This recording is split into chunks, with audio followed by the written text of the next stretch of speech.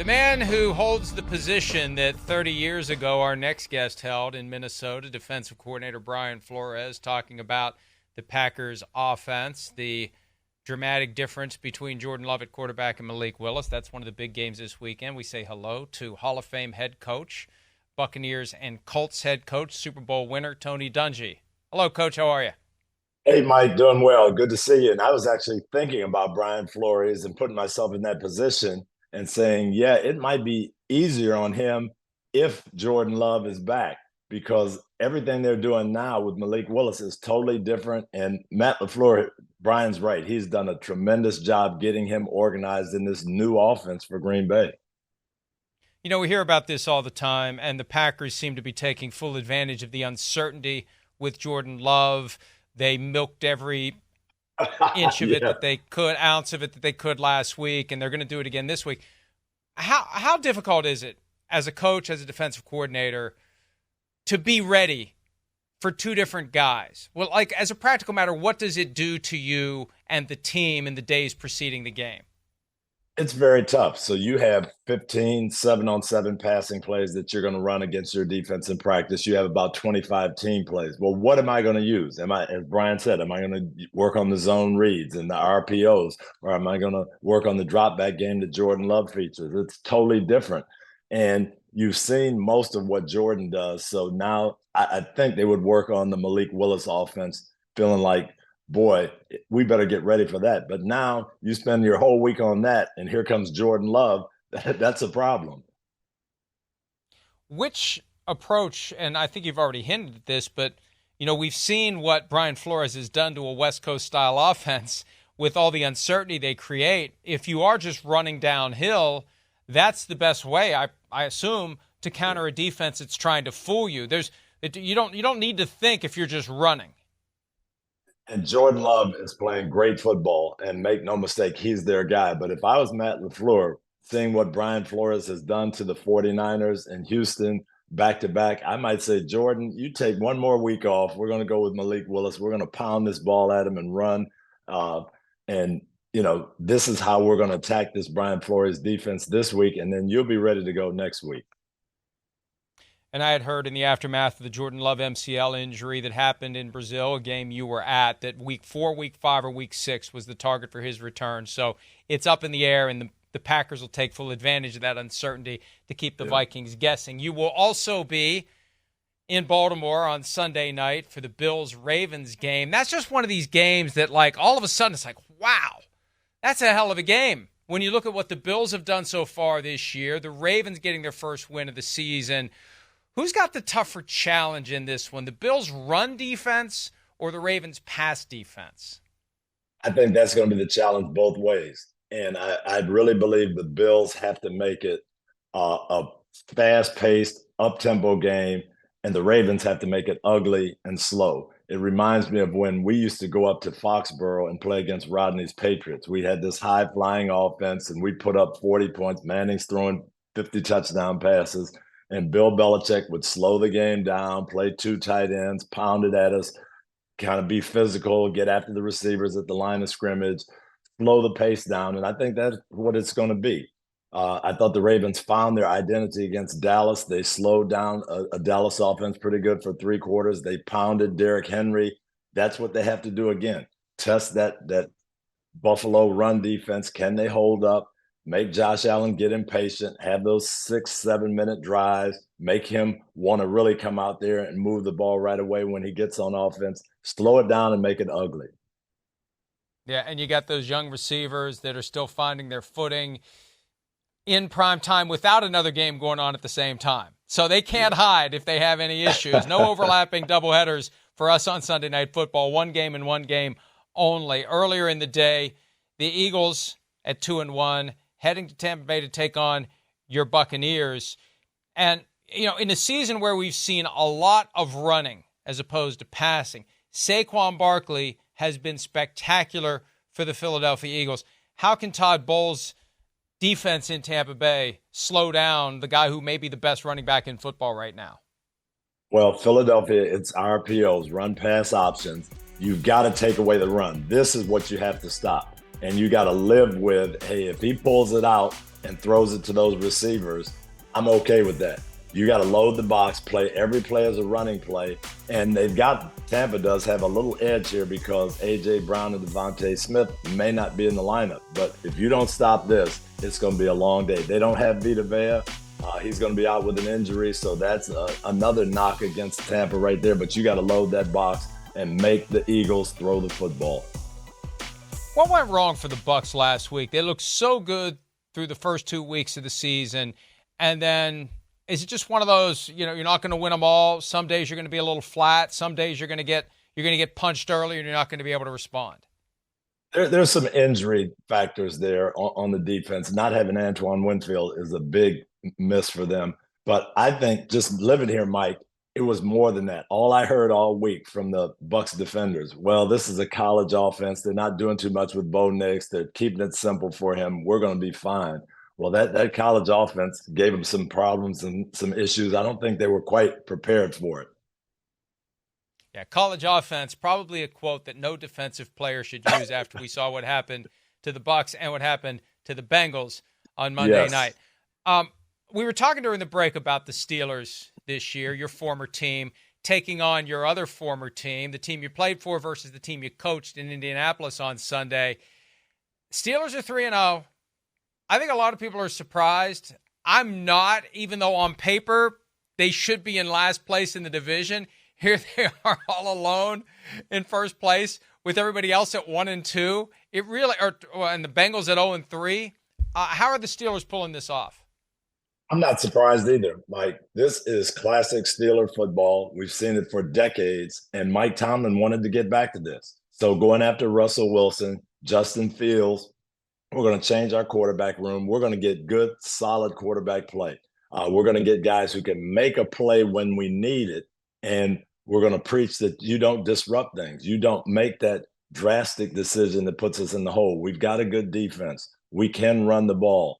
We bring in Arthur Smith. We're going to pound the rock a little bit and get back to our roots. And so I'm not surprised at all. Justin Fields has played very, very well. They're not putting up big numbers, but they're getting efficient play, and they're believing in what they're doing. We looked at the game last week, and Rodney and I talked about it on our postgame show. The Chargers, Jim Harbaugh had brought this mentality, hey, we're going to be tougher than everybody else. We've got the leading rusher in the National Football League. Nobody can stop us. Pittsburgh went out, stopped that run game, held Dobbins to 44 yards, made him throw, then turned the pass rush loose. And that's what they're all about. So when you quarterback that style of team, you don't have to make every single play. You don't have to win every game. And I think that's going to be great for Justin Fields or Russell Wilson, whoever the quarterback is.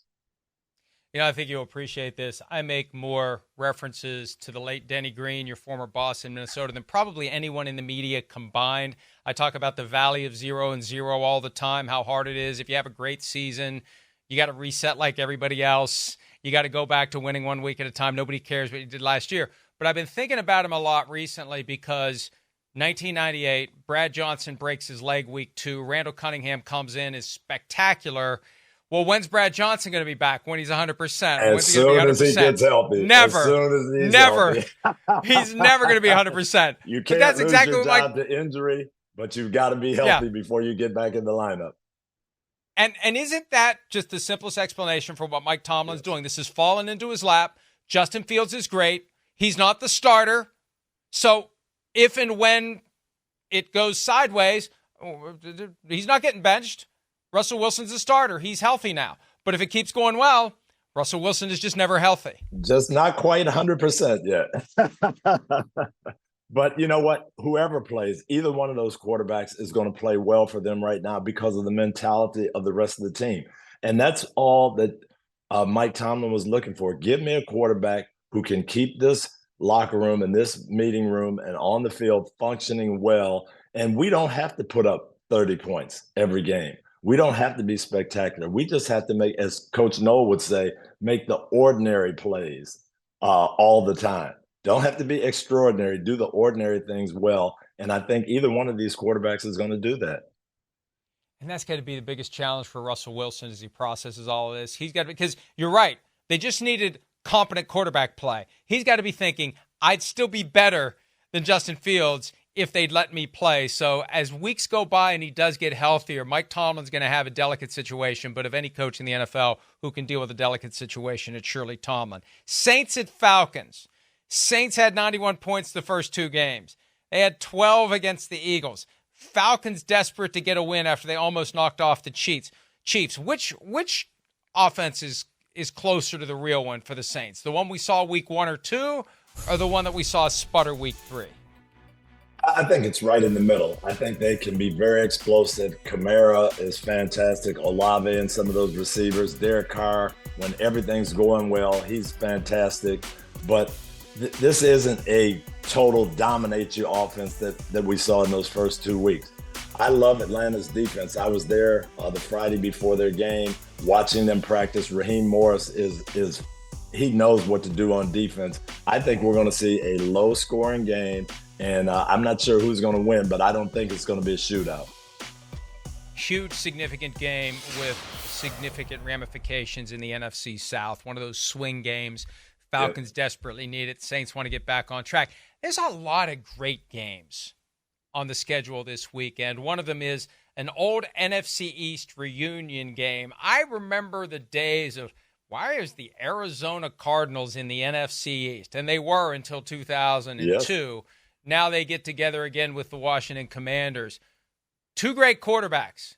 Which guy do you expect to make you say, wow, a little bit more loudly? Jaden Daniels of the Commanders or Kyler Murray of the Cardinals? When I watch Kyler Murray, you see those wild plays. I mean, he does some things where you just can't even describe it. But Jaden Daniels, I was impressed with him on Monday night. Again, making the plays from the pocket, delivering on time, throwing accurately, getting to the right play. He played like a veteran player. And one thing we have to remember, Mike, I remember the 1999 draft, and there were all these quarterbacks. We ended up taking Sean King in Tampa in the second round, but Andy Reid took Donovan McNabb. And I remember talking to Andy afterwards. He said, I like these college quarterbacks who played a lot of games. They've got a lot on tape. They've worked in different systems. And Jaden Daniels started 55 games in college. Okay, so he's not coming in like the normal rookie. And he also played in 2 different systems. So getting this new system in Washington, it didn't faze him. And he's playing like a veteran. I think we're going to see nice, steady, very good play from Daniels. We'll see those spectacular wild plays from Kyler. And I'm not sure which one is going to win the game, but it's going to be great action. Commanders fans very happy because they finally have something going on after a long dry spell, and we'll see how long it will last for them. Last game I want to talk to you about, the Bengals and the Panthers. And I don't know how many times you were 0-3. I doubt that there were many. Chris talks from time to time about just how the tension ratchets up with each loss. I mean, what's going on for the Bengals coaching staff right now? Because I think there's a dramatic difference between 0-4 and 1-3. Oh, there is. And I was 0-3 one time, my first year in Tampa. We didn't have the high expectations. It was my first year. They hadn't made the playoffs in 13 years. So everybody around town is grumbling about 0-3. But when you expect to be a Super Bowl team, and we heard Jamar Chase say, we're the team to beat in the AFC, and you're 0-3, yes, now it is problematic. Everybody is talking about it, and you cannot afford to go 0-4, especially against a Panther team that people kind of are still looking down on.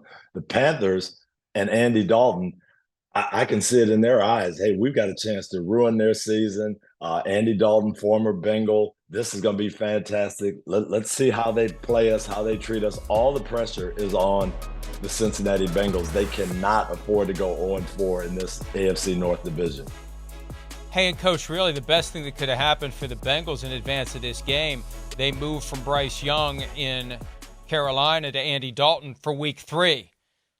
And the Raiders are the ones that stepped on the rake. Because otherwise the Bengals would be the ones who are thinking, okay, this is fine, short week, we go to Carolina, check the box, get the win. What happened? So they can't say they didn't see this coming because we all saw what the Carolina Panthers with Dalton can do. Yes, no doubt the preparation is going to be better for Cincinnati, but now they've got an energized Carolina team that suddenly believes we can make this happen. So this is going to be an exciting game. I think we'll see Cincinnati come back and play their best football, but that defense, they better be ready.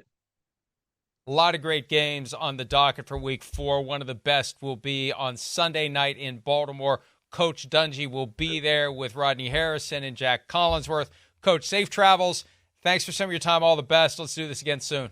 Hi, it's Mike Florio. Thanks for watching PFT on YouTube. Hit subscribe for the latest news and analysis from Pro Football Talk.